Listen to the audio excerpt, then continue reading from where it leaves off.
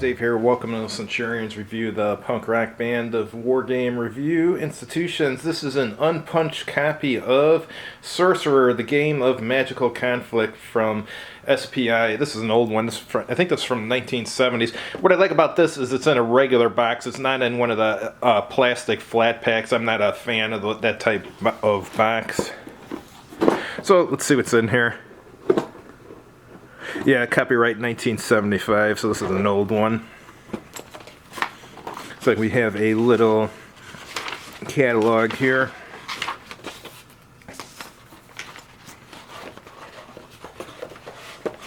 Let's take a look at the map. This is a good sized map.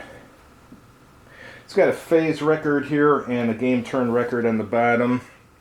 There's not too much detail on the map. It's very simple artwork. Just got some cities and a river and stuff, and I assume each of these colors represents a different type of terrain or something. And here's your Sorcerer combat results table. There's another one on the other side for the other player. And here it says color your chart.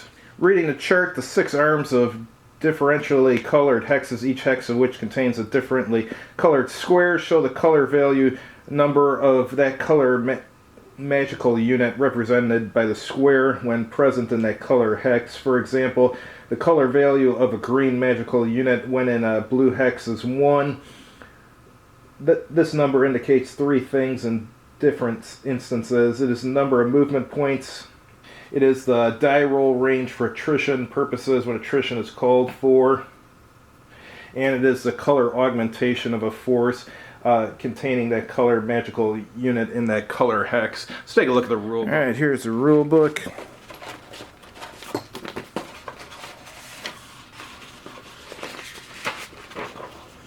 Looks like it's about 15 pages, including the player notes. Starts out with an introduction, it's going over the counters here. Looks like they have combat strength and movement allowance. And then here's the sequence of play, first player movement and conjuration phase. Joint attrition phase,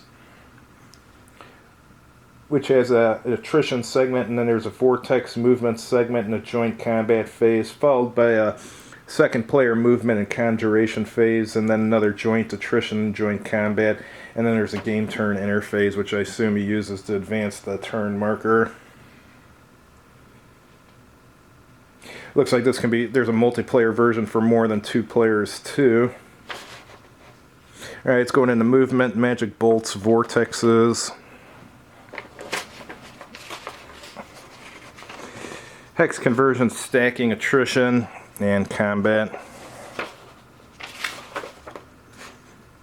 And it looks like there's enchanted fortresses and garrisons. And here's the victory points scheduled for your victory conditions. Oh, nice. There's some one-player scenarios. That's good. It's good for first learning the game before you try to teach it to someone else.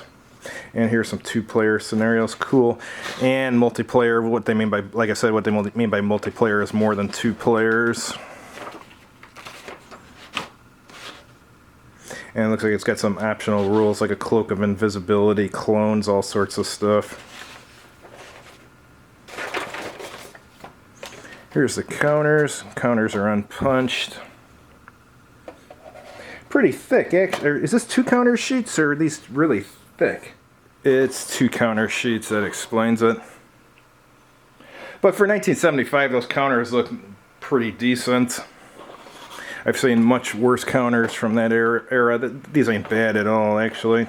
And it looks like it includes a counter tray and a tiny little dice. Let's see if it has what sheet that was on the back of the box. So it looks like the only thing that's missing is on the back of these boxes, when they're shrink wrapped, there was a piece of paper that told about the game. Looks like that got lost. But other than that, it's complete. All the playing components and stuff are complete. If you guys have this, or if you have tried it, chime in and let us know how it is. I don't know when I'll get a chance to try this. It could be a while.